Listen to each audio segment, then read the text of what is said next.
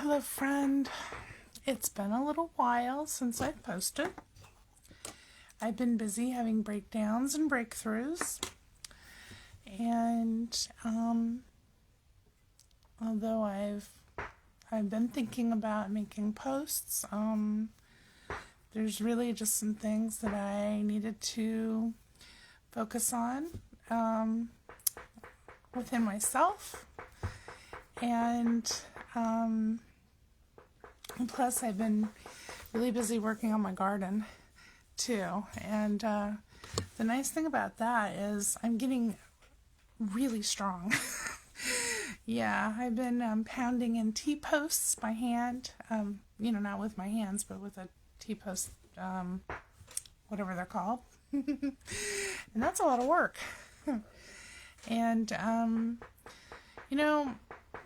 when you do something that is physically strenuous and sends a shock into your body, like pounding in metal steel posts can do, it shows you everywhere where you're kind of weak. And what I have found is that as you continue forward doing those things, that you're going to be sore, you're going to hurt a little bit, and you're going to see where you're weak.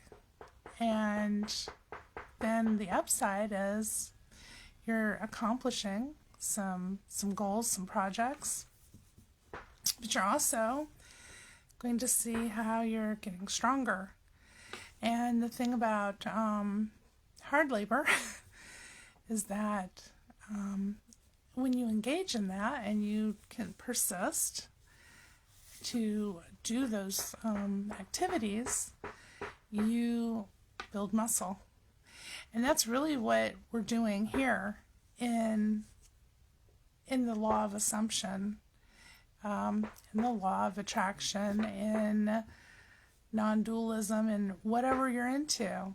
You're working on building muscle, right? You're working on strengthening the areas where you're perceiving a lack or a weakness, or there's something within you that wants to grow, and so you're trying to cultivate that environment and you're trying to nurture that.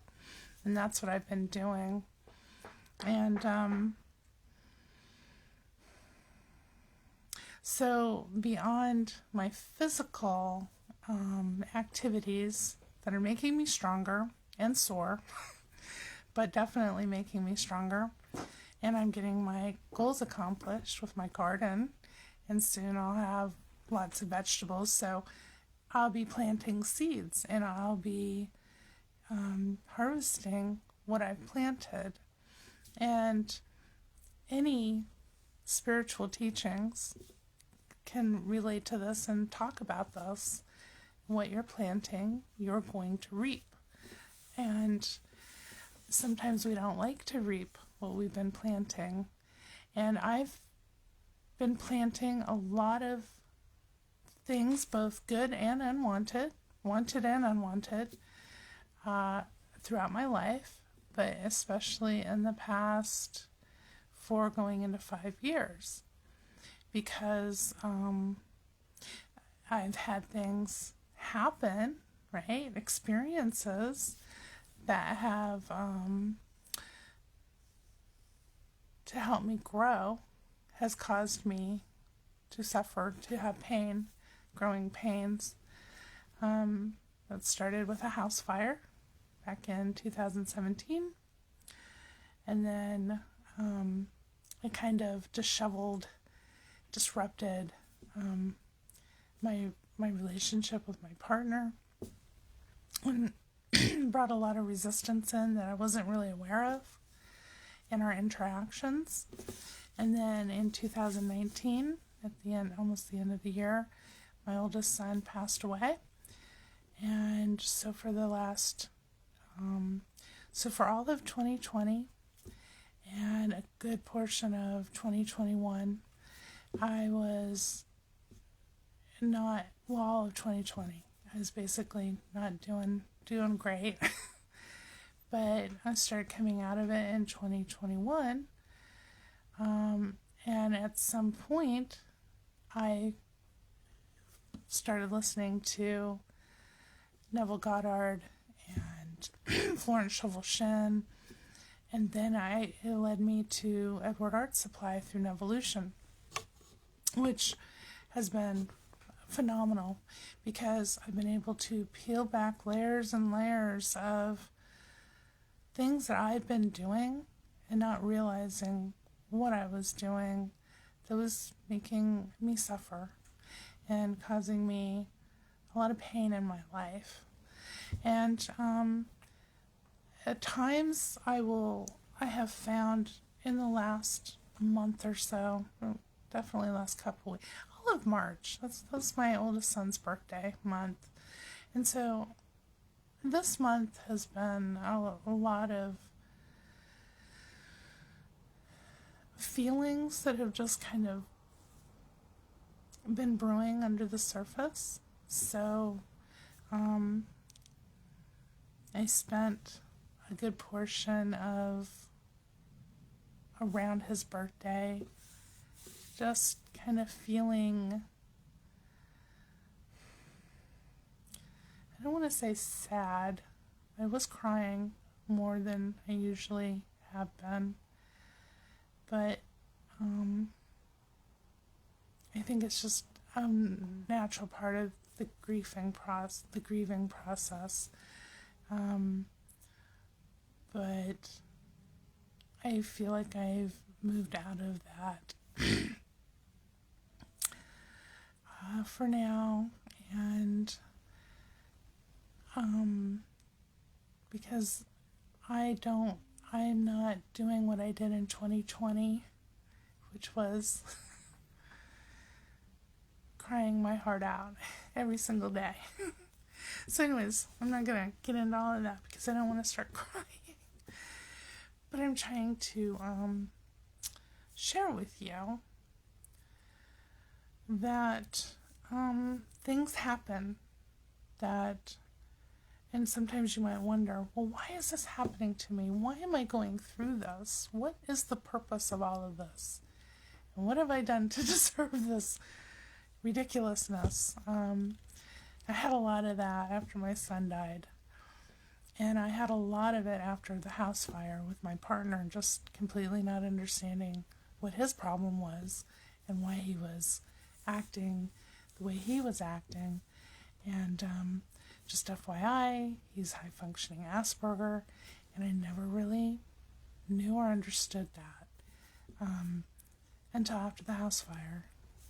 And that's okay, because what I've concluded is that for me, I needed a partner who was going to help me grow.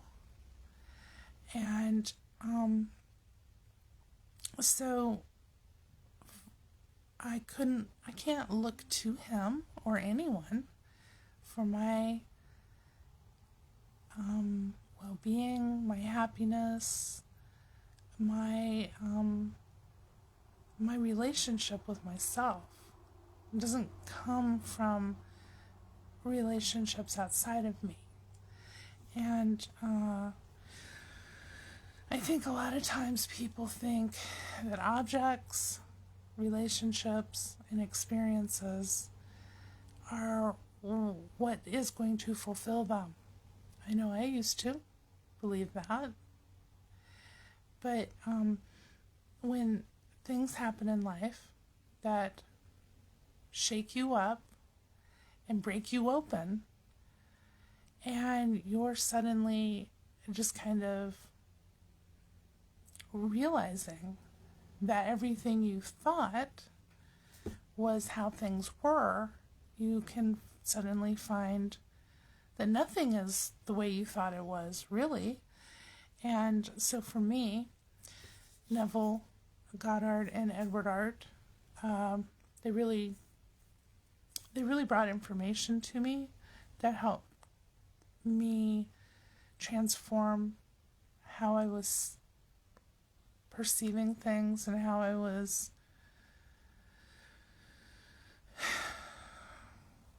how I was just basically functioning, and how I could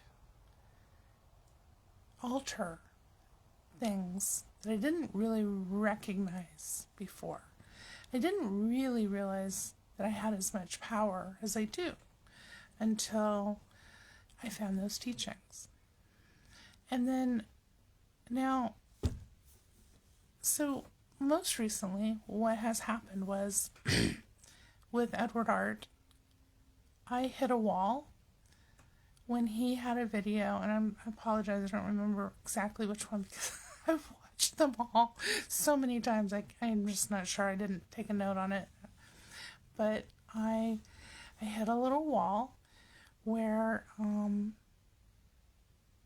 it's one of his newer videos, by the way, when he first started his channel. But it was where he said to have a relationship with yourself, with your inner being, right? Your inner self. And I recognized that I was struggling with that. I was not really feeling clear on how to do that effectively. And it was, yeah, I was kind of in a funk about it because it seemed important if he's talking about it. But I then started listening to some Rupert Spira, and a lot of what he was saying about awareness really resonates with me and actually with Edward Art's teachings. And I started to find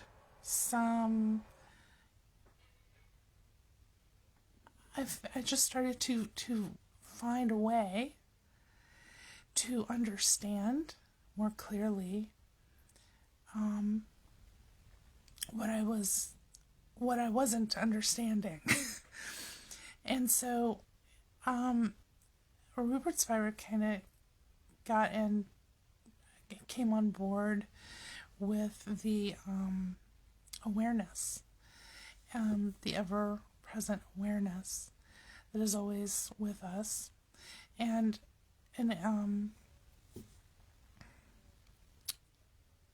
that everything outside of that's happening, your whatever experiences you're having or whatever is going on, there's one thing that's always unchanging, and it's always it's like the infinite awareness, right, that we're all a part of. And I listened to enough Rupert Spira to kind of, it's helped me melt away some of the more patterned thoughts and feelings that stem from the separate self or the finite mind. And it has allowed me to then go back to Edward Art's writings and see, now that I have a more comfortable understanding or feeling about that, that which I want to be aware of. I want to be aware of the awareness that's aware of me, and to be aware of it, and that's building a relationship, right, with that part of the truth of myself, the beingness of myself, and not flip-flopping back and forth as much with the less stable and consistent finite mind part of my experience, which I'm having as well, because I'm in a human body having a human experience. And despite the limitations that there are with the outer world and the body and in the finite mind, I've been able to kind of merge a lot of what I'm listening to with Rupert Spira and Edward Art, and so that I can take that baseline of feeling connected and feeling that liberation with awareness, and then I can apply it with what Edward Art talks about, with giving yourself everything you want in your imagination and being free to create the life that you want for yourself, right? And so the reason why I mentioned my partner earlier is because I was having a lot of resistant interactions with him, because that's just kind of what happens when you, when you're in a relationship anyways. But mine has been a little tumultuous at times, and not in a horrible way, but in a very exhausting and frustrating way at times. And I was really trying to figure out how to revise and to to go to the potter's shed and revise that. And to some extent, that was helping. But here's what I'm finding. It's more about my relationship with my inner being than it is about anything outside of me. So,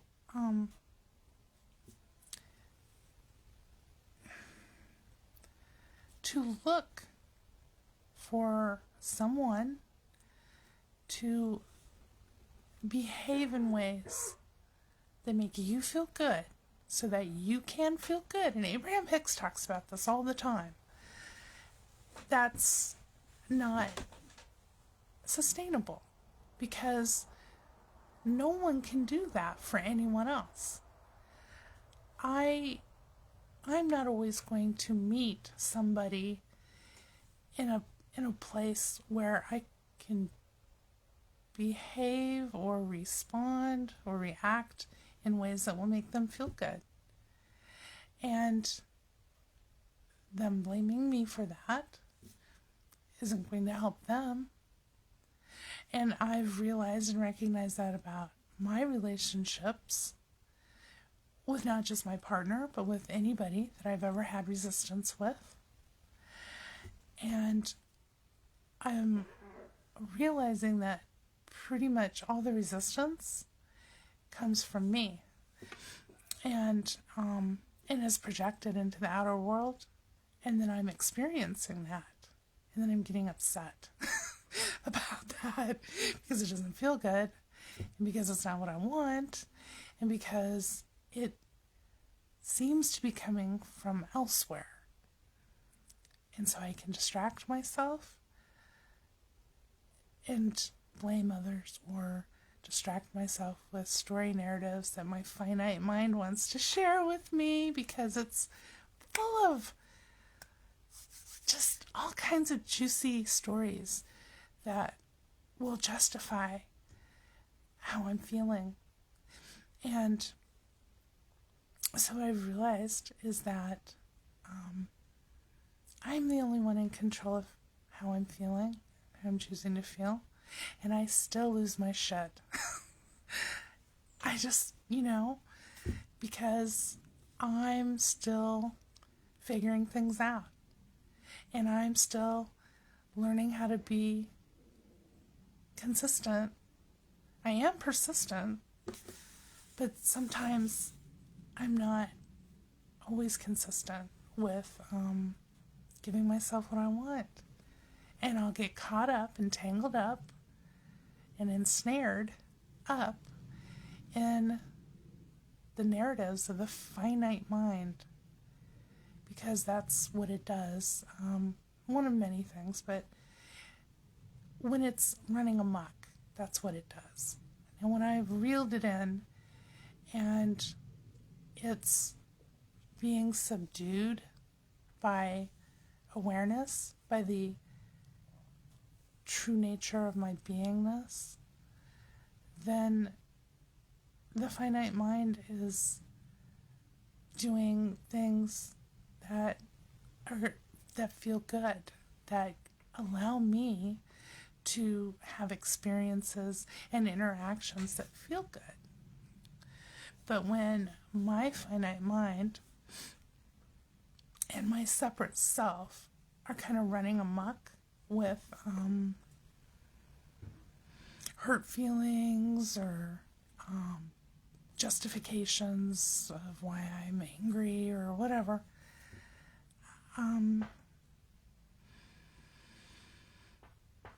what that does is it helps me to see. I mean, after a certain point, when I'm just like not actively engaged in the narrative, then I'm able to see what is really happening. And so I'm not giving myself what I want when I'm distracted with the narratives of the separate self. And so one of the things that I've been, allowing myself to do is to channel my I guess the best way to put it would be things that feel unwanted, to channel that into more creative avenues, because that is a lot of energy to then suddenly be like, yeah, I don't need to do that. I mean, sometimes I can do that. Oftentimes I can do that. But it's those times when it's like a hair trigger. And I realized, and I probably, maybe I've said this before, but I've been angry a lot in my life. But I don't think I've ever been as angry as I have been in the last 4 years. Because when you have big life upheavals, it can really throw you off. And I can look at it, in moments of clarity and be like, I can get why this is happening. But when I'm not feeling so balanced, I can feel a lot of volatile emotions around certain narratives that I didn't feel like I had any control over. And they were just building momentum. And to the point where I was just, my health is suffering, my heart was suffering from just feeling like miserable, because I'm the type of person, I really enjoy feeling content and happy doing what I'm doing. And what I'm I don't really want to be doing is arguing with people or feeling frustrated and hurt or, things like that. And so I kept trying to give myself what I wanted in my imagination. But what I realized that I wasn't truly addressing was my relationship with myself, and in a more spiritual sense, the truth of me, my beingness, right? Because I just wasn't able to. I didn't feel like I was completely grasping how to have a relationship with this being, this awareness that I consider to be truth and love and light and God, and to know that I am all that as well.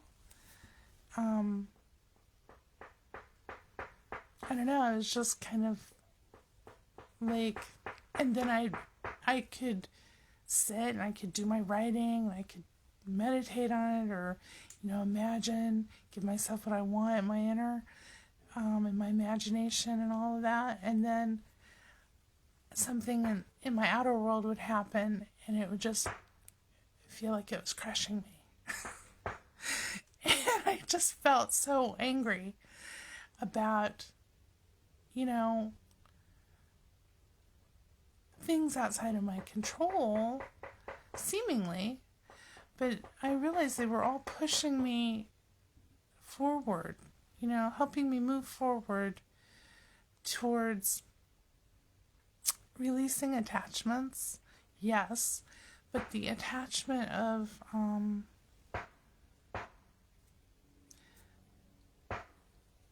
thinking that I had some sort of understanding about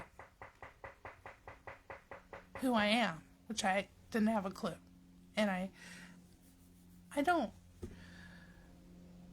know how to have a clue other than to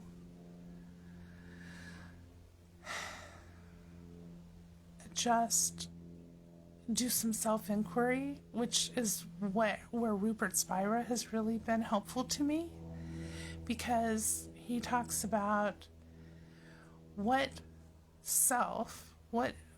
is this self, who is this self, that on whose behalf are you angry, right? On whose behalf are you sad? On whose behalf are you enraged? On whose behalf are you feeling justified in whatever it is that you're feeling? And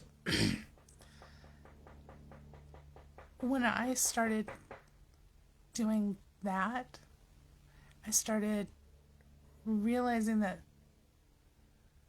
that was the separate self. That was the illusory self that I was having all these toxic, kind of volatile feelings for. And that self, it doesn't really exist, because in the sense that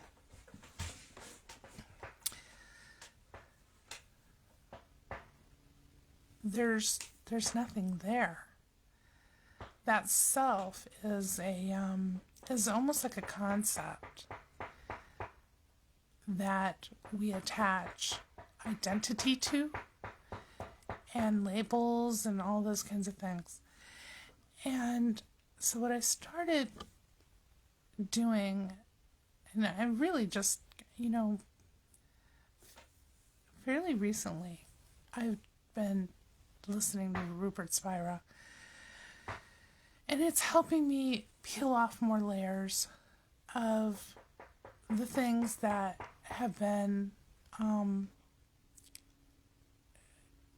clouding a deeper understanding when it comes to the law of assumption and Edward Art. And so by doing the self-inquiry, right, it's making it easier for me to flow with what Edward is saying, because I can't give myself what I want in my imagination if I don't even know myself, if I don't even have a relationship with the self, with the beingness in me. And I feel like I was glazing over a lot of I think because I was still having a lot of dualistic thoughts, right? And so being of a split mind, it can make you feel like a little crazy after a while, because you're like trying to do things in a certain way to help yourself feel better and to give yourself what you want, because that's what we all want to do. We want to have the life that we envision for ourselves. But what I found with Rupert Spira is that I'm able to peel off the layers of the separate self identification, and it's not even a practice, and it's just an inquiry that allows you to come back to the true nature of yourself. And the more you do it, the more, for me, the more I've been doing it, the more it's allowing fear to just dissolve. Because that's what happens in the presence of awareness. When you're aware of awareness, anything that's not true tends to dissolve unless you're holding on to it. And Lord knows I've been hanging on to a lot of things that weren't true. A lot of baggage, a lot of misperceptions, and causing myself a lot of pain and suffering because of that. And so in the presence of awareness, the true nature of yourself, the beingness of you, and sitting with that, that's where you build a relationship with yourself, with the true beingness of yourself, right? And then from that, you can zip into your imagination, give yourself whatever you want, assume that you are that which you want to be, because everything you want is granted. Everything Edward Art talks about is absolutely right. It's true. In my opinion, it's valid, true information. And it will give you the outcomes that he talks about. And for me, I needed to go and understand where I was missing my connection, even though I wasn't really. We're always connected. But, it's getting hot. But, so I'll wrap this up. So, Rupert Spira, I've been able to peel back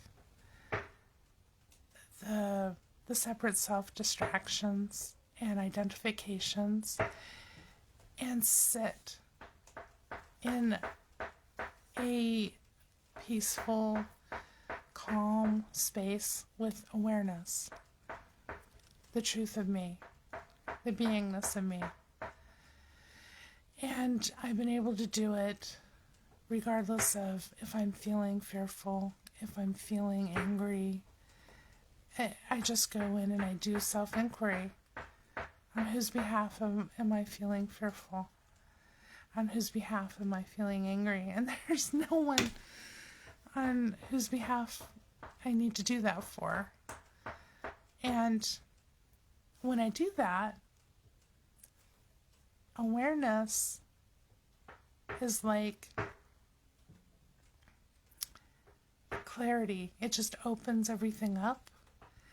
And then things just come to me and they feel right. And all I know is as I continue to persist and practice that, or not really practice it, but to allow myself to do the inquiry instead of just what I've had probably done all my life is just ignore it or push it down or, wish it would go away or want it to go away or,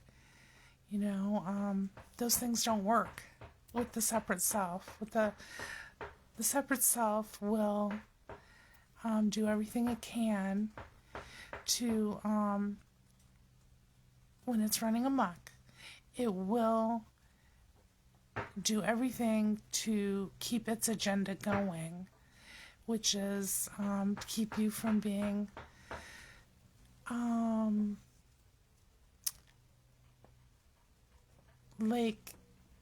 aware of the awareness that is the beingness of you, because the separate self melts and dissolves in that awareness.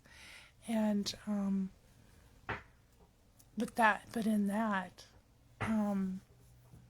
in doing that, everything gets better. Because I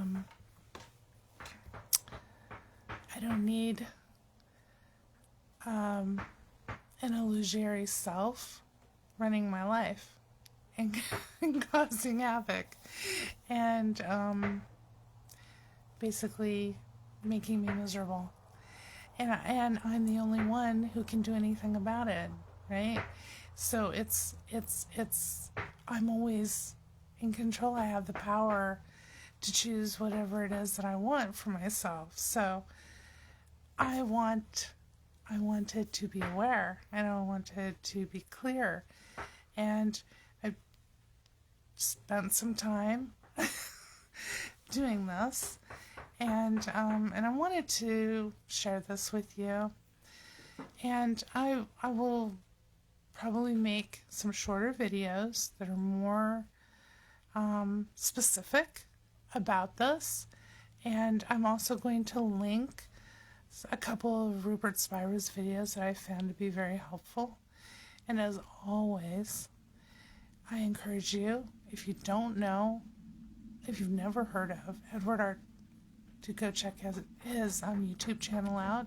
Check him out on Reddit, because I think that his writings and teachings are absolutely wonderful.